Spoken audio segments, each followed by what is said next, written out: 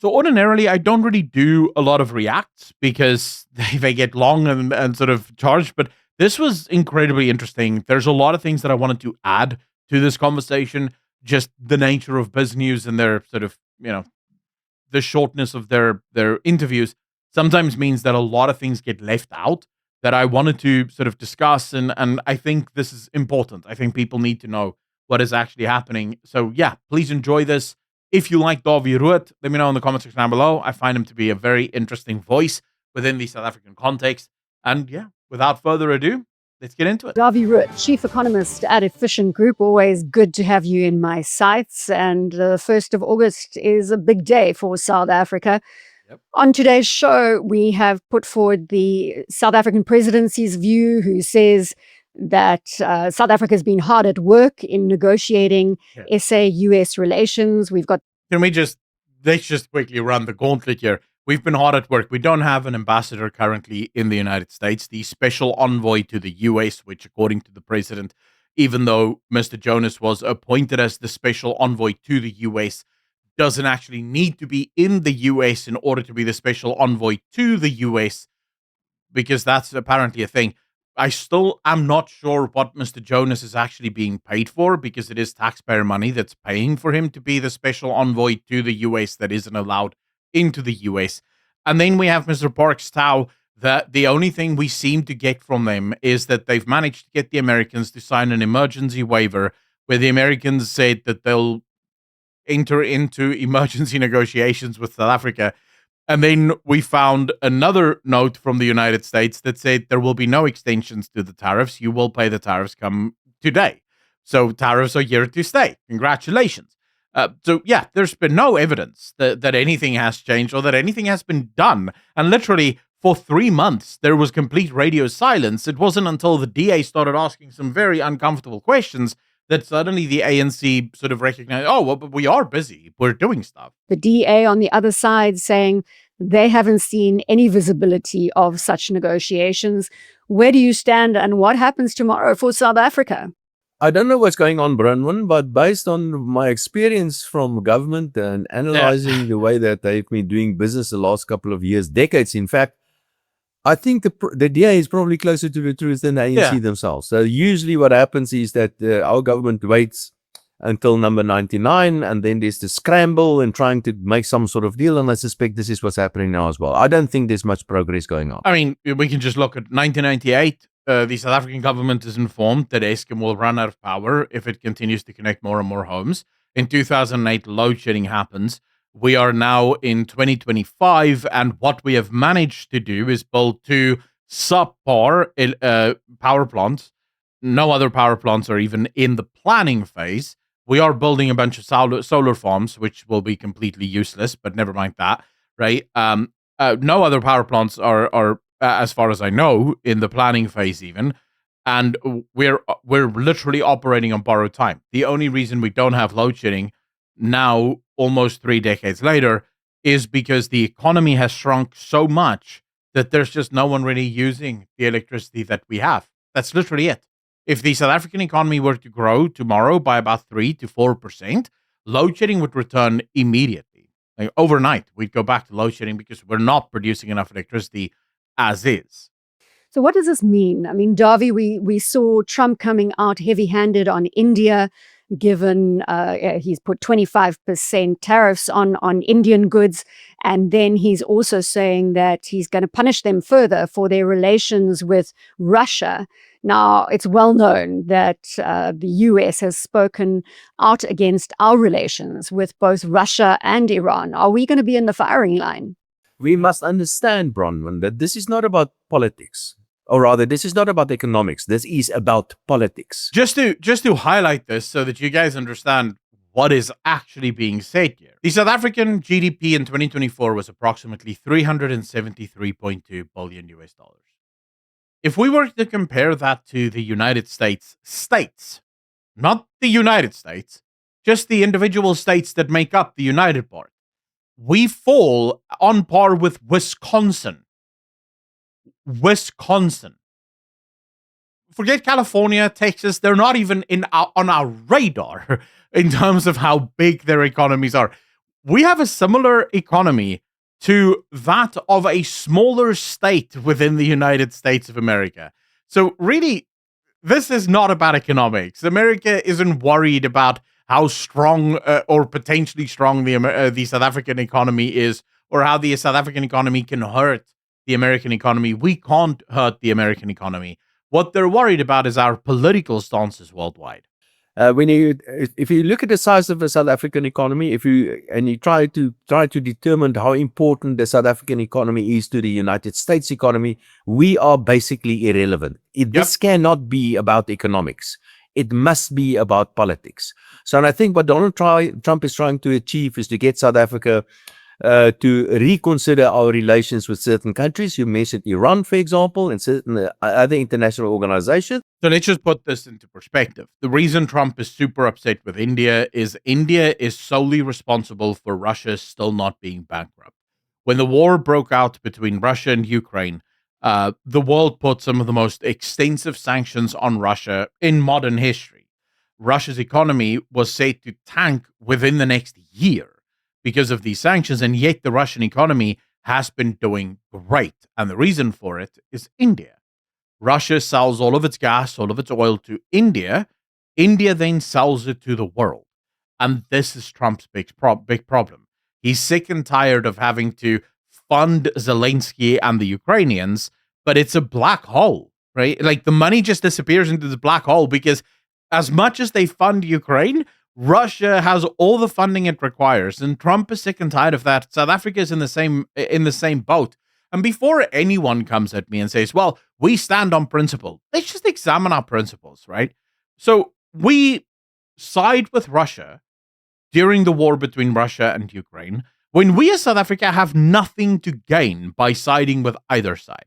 We could have just stayed completely neutral. We could have said, look, we're not getting involved. And we did say we're not getting involved, except we were enjoying war games with the Russians and the Chinese after telling the Americans to go kick rocks. We don't want to play war games with you. We were trading with the Russians when the world was saying don't trade with the Russians. We refused to arrest Putin during the BRICS summit. It was Putin who ultimately said he won't be coming to the BRICS summit in South Africa just because, he doesn't want to put South Africa in a tight spot. So the South African government has continuously made itself clear, or at least has shown that it is in fact not neutral when it comes to Russia. Then we go to Israel and the Palestinians. Now, first, the people that say, oh, so, you don't think that the government should be moral? The government isn't moral, right? South Africa wasn't doing anything about Gaza or the Palestinians and Israel until after Naledi Pandor's visit to Iran, when suddenly, magically, the ANC is no longer in debt, and the next day, the court case is brought. Well, not the next day. I think it was a couple of weeks later. But a couple of weeks later, the court case is brought against Israel at the ICJ. But let's just examine this for people who say, well, we stand on principle. The ICJ is a useless organization. It has no power whatsoever. Even if the court case succeeds and the court says, you're guilty, how dare you? Literally nothing happens. Nothing. Israel just goes, yeah, we don't care, and they can continue killing however many people they want. Palestinians just go, well, hey, look at what the court said, and Israel goes, yeah, we don't care. The ICJ does not have an enforcement arm. It's an entirely sort of memorial organization, right? It's meant to be looked at. It doesn't have any power. So we are sacrificing our economic future for a court case at an institution that doesn't matter. So please miss me with this moral outrage and how South Africa is doing the right thing. We're not doing anything. We're doing the least amount, but we are causing significant harm to our economy as a result of what we're doing. And this is basically Donald Trump trying to force us to reconsider our relations with these organizations. But it cannot be about the economics, because South Africa is a tiny economy, and South Africa is not going to make any difference to the US economy. It is going to make a huge impact on the South African economy, these tariffs, but the Americans won't even know about this. The South African economy, if you look at percentages, the South African economy is something like 0.3% of the world economy. The whole of Africa is something like 3% of the world economy. The United States is 20-25% of the world economy. So it is not. It makes me think of a little dog with a that Chihuahua. I mean, you can't bite, but you can make a lot of noise. And I think Donald Trump is more concerned about the noise, and certainly not about our bite. What's sad is we could have had bite. We could have been a very powerful country if we had a government that wasn't completely useless. We have heard repeatedly, Dawie, from Cyril, that he will not be bullied. Do you think he's going to have to retrace on that stance? You will be bullied, whether you like Donald Trump or not. Also keep in mind is that we're talking about the possibility of 13% tariffs, which seems to me a fait accompli. I think it's going to happen. But he can always increase it to 50%. I mean, this guy can do whatever he wants to. But that's not all. He's got a lot of other things that he can do to really, really hurt South Africa. Say, for example, we know that they're considering sanctions against certain individuals in South Africa. But say, for example, he decides to implement certain financial sanctions against South Africa. That's going to be far more damaging than these trades, the trade tariffs that we have currently, or probably going to have tomorrow morning. So I don't think for one single moment this is a discussion between equals. We are not talking about equals here. Donald Trump might be a bully, but he's by far the strongest bully on the playground. And you don't mess with a bully. That's just the reality of life. Okay, so let's quickly discuss what Dawie just said there about the financial stuff. So South Africa doesn't hold that much in terms of dollar-denominated debt. We have quite a bit of dollar-denominated debt, but it's not that bad. And we do have the foreign reserve currency to actually pay back that debt, right? We currently have, I think, something like 300 billion in dollars sitting in the reserve bank. So we have more than enough dollars to pay back our dollar-denominated debt. The problem that we have that will bite us firmly in the buttocks is that the South African government has spent a lot more time borrowing from its own banks.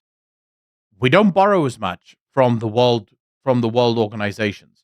We borrow a lot from our own banks. And the issue there is our own banks sell that debt to Americans. The Americans own something like 25% of all the debt that the South African government has. If the Americans turned around tomorrow and said, if Trump turned around tomorrow and said to all of these pension funds and the insurance companies and the banks in America, you are no longer allowed to hold South African debt, we will see what happened in the 1980s, because this is exactly what happened in the 1980s to South Africa. Overnight, our economy crumbled. It crumbled. We woke up. We went to bed in a very rich, prosperous nation. We woke up in a broke and destroyed nation. That's literally how quickly it happened. Overnight, the rand completely devalued itself. Overnight, the economy completely came to a standstill. And the reason for it is you're now someone needs to buy back that debt. If it's the banks, they go bankrupt. If it's the Reserve Bank, it destroys the economy. Either way, you're ruined.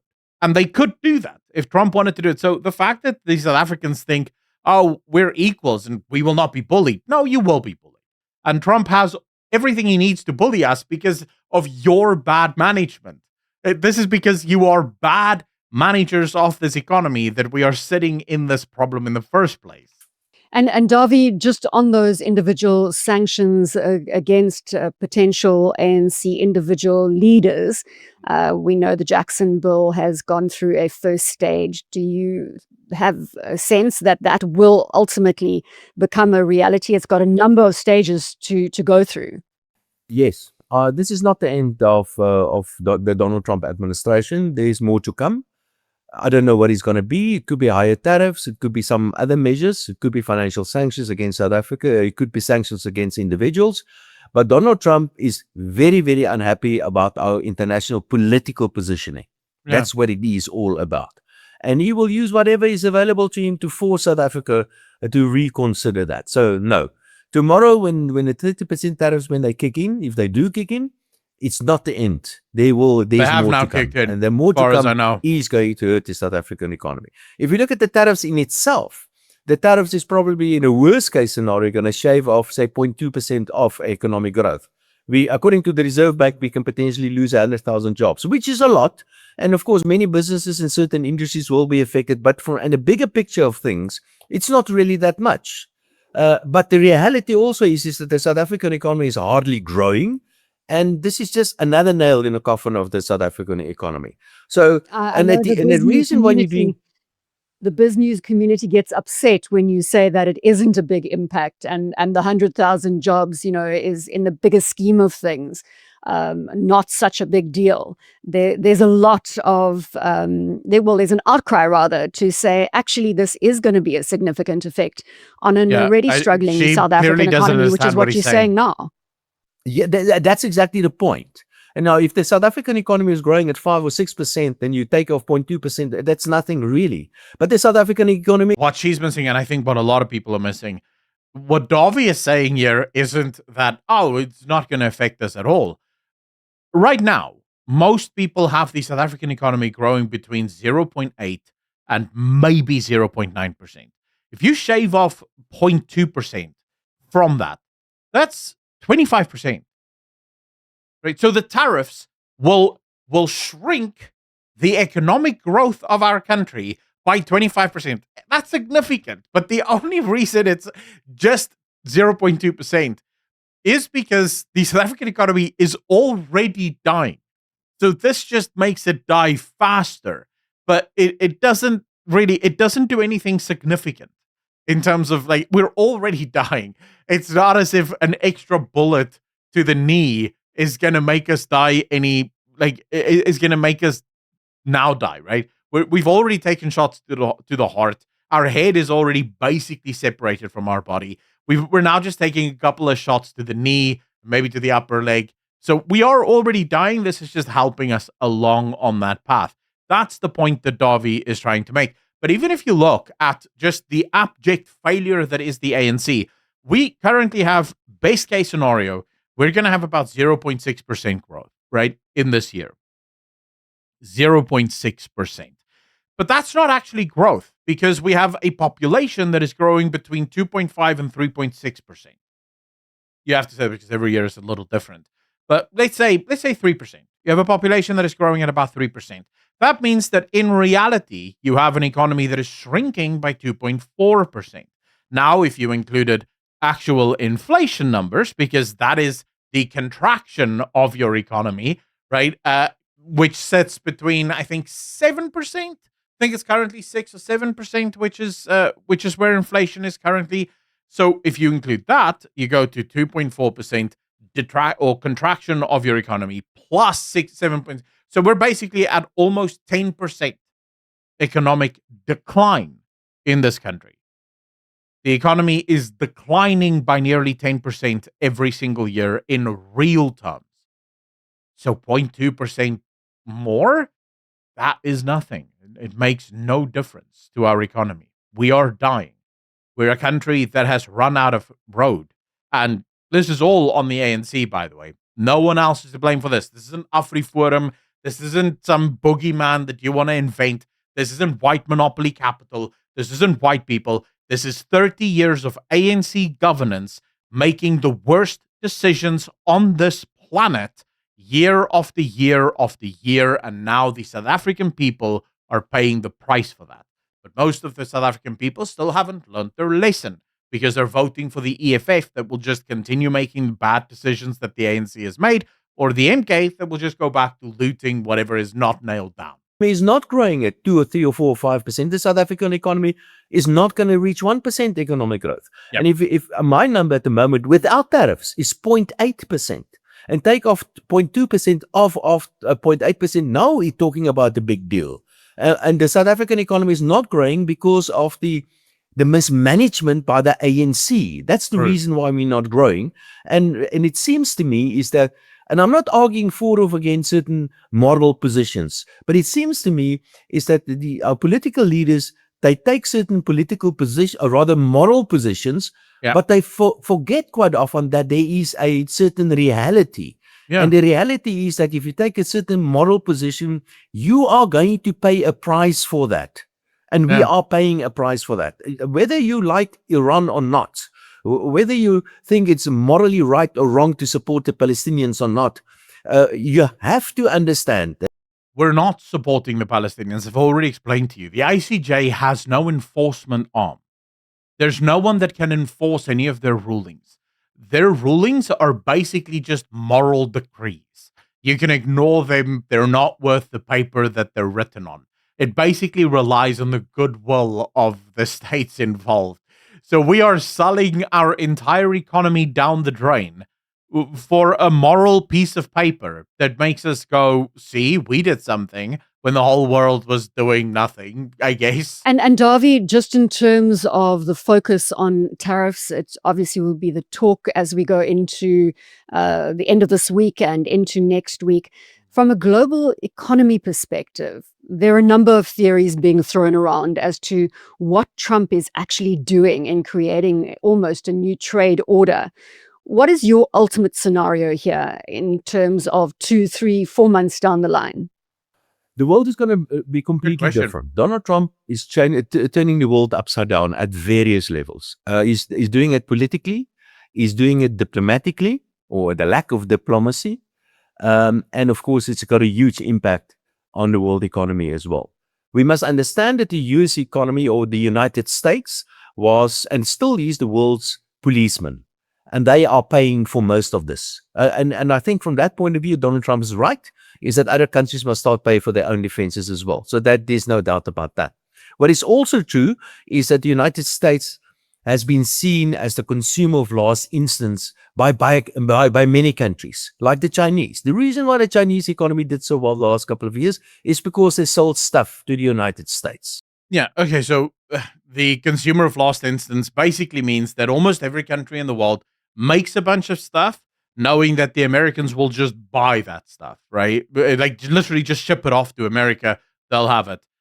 This is okay, right? In a system where the Americans are actually getting some benefit from this, but in a system where all of the stuff is produced elsewhere, then sold back to the Americans, and the money that is made from that is then sent away to other countries, that hollows out the American economic system. And that's sort of what Trump is trying to redress with this new world order.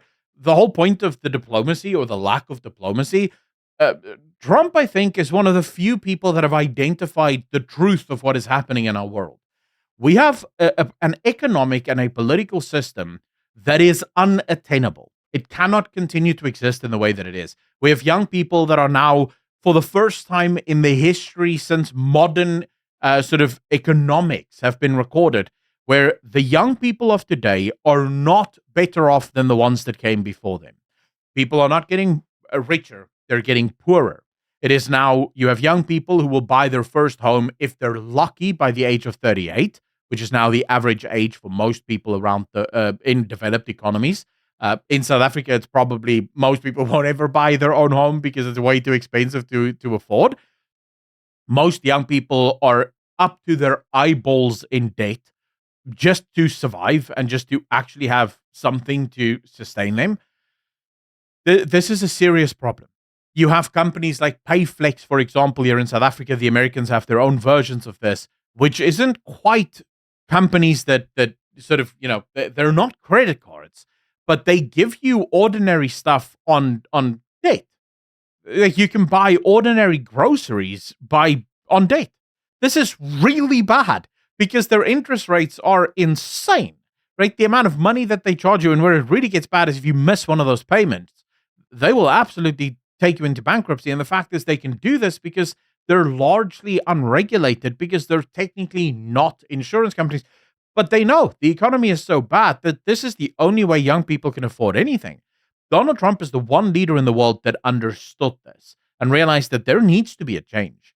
We need to get back to actually making our own stuff so young people can actually work in factories, so young people can actually work and produce stuff. The money that is made by these giant corporations are actually coming back into the American economy rather than being sold to the American people, and then that money is shipped off to China to make more stuff that they can then sell to the American people, because it just left the entire West hollowed out, or at least America very much hollowed out.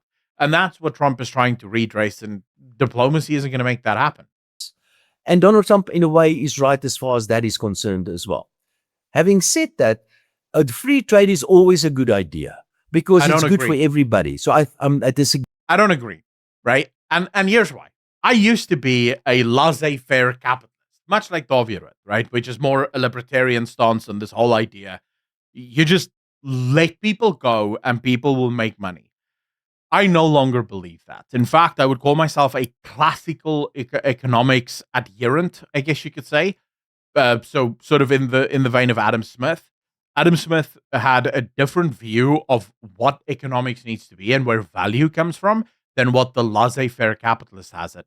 The problem is that in the event or in the belief that, oh, if you just let people do what they want to do, they'll make a lot more money. Every single economic study that's ever been done on this, every single time we've set up AI and ran the models, it always ends up with a few people having all of the wealth and everyone else being poor. That's just how it always plays out because evil people work a lot harder than not evil people. That just doesn't work. Instead, I'm a firm believer in the government needs to put on guardrails, right? And by this, I don't mean a social security safety net. I don't mean that the government should provide healthcare or paychecks or anything like that.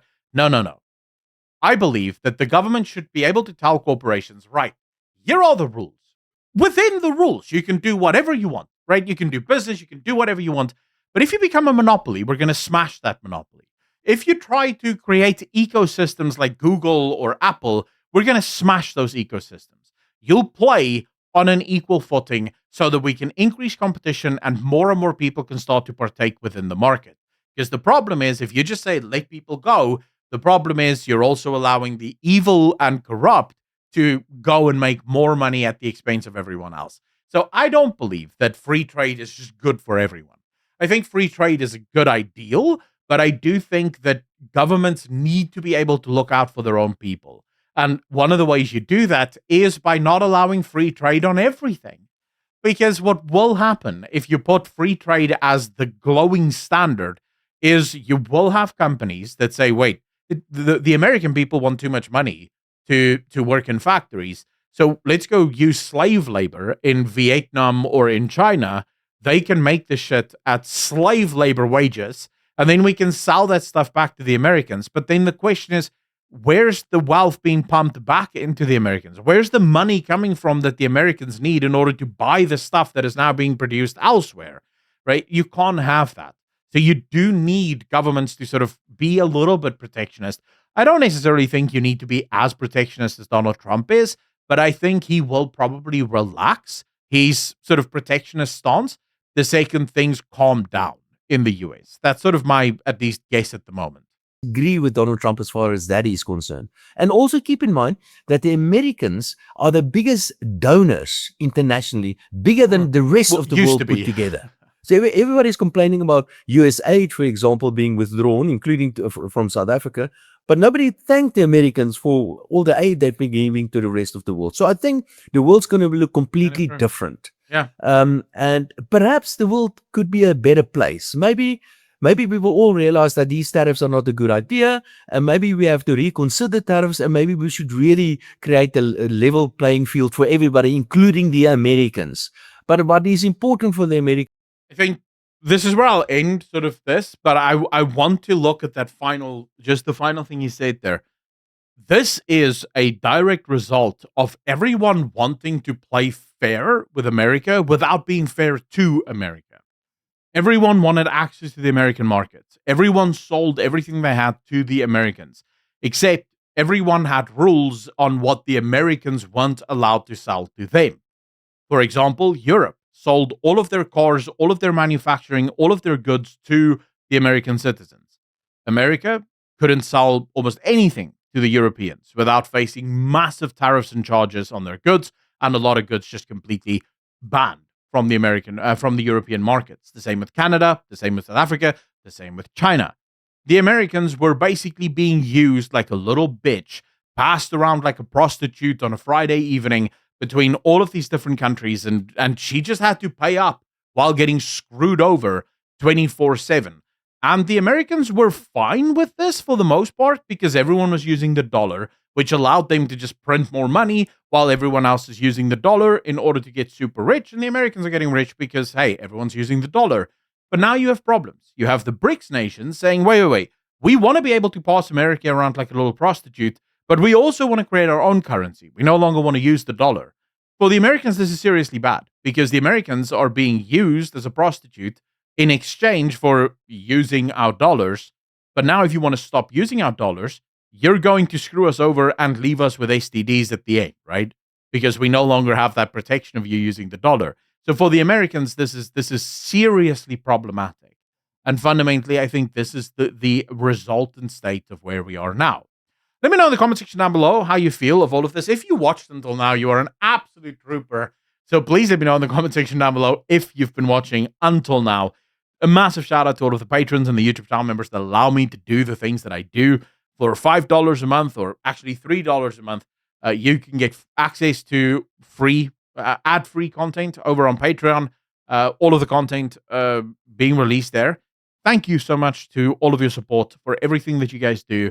I really appreciate you. And thank you for making last month one of the largest months I've ever had on YouTube. You guys are absolute rock stars. As always, be good to each other, be kind to each other. And I'll see all of you in the next one. A peace.